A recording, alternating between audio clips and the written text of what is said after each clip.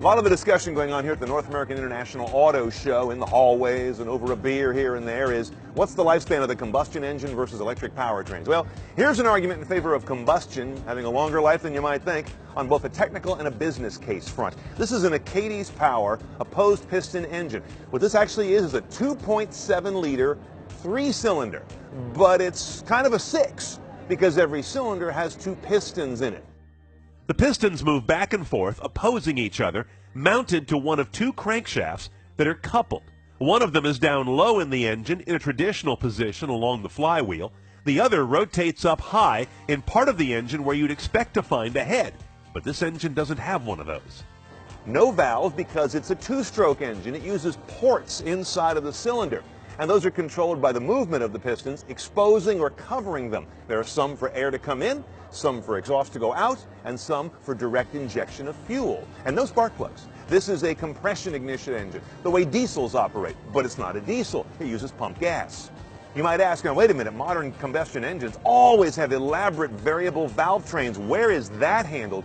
Here they handle it by varying very precisely the intake pressures that are going into the engine.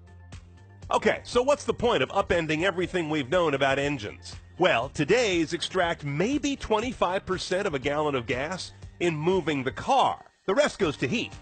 The most important thing is to take as much of the fuel energy as possible and deliver it to the driveline. So we're rejecting less of that fuel energy to heat, and we're getting more of it to the driveline. Acades says this engine can put 45% of a gallon of gas to work doing work. So you're going to see on a vehicle like this, on a CAFE basis, which is what the manufacturers care about, 37 miles per gallon, city and highway combined, with gasoline. The reason we chose Ford's F-150 is it's the best-selling vehicle, and it uses a lot of fuel, and it goes a lot of miles. That testing will be done in some vehicles of Aramco Services, the U.S. arm of the Saudi oil apparatus. You can imagine they're up for anything that extends the palatability of burning oil to move cars. Okay, now opposed piston engines have been bouncing around in the pages of Popular Mechanics and all kinds of engineering blogs for a lot of years now. Some of you might be getting a little bit of skepticism going on, but this is going to be an engine in some vehicles operated in the real world by Aramco Services late 2018.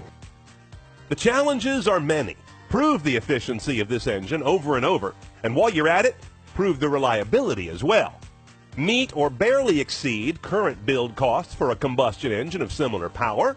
Meet those emission standards. The government's pretty picky about those things these days. Win a major OEM to use it, and then another.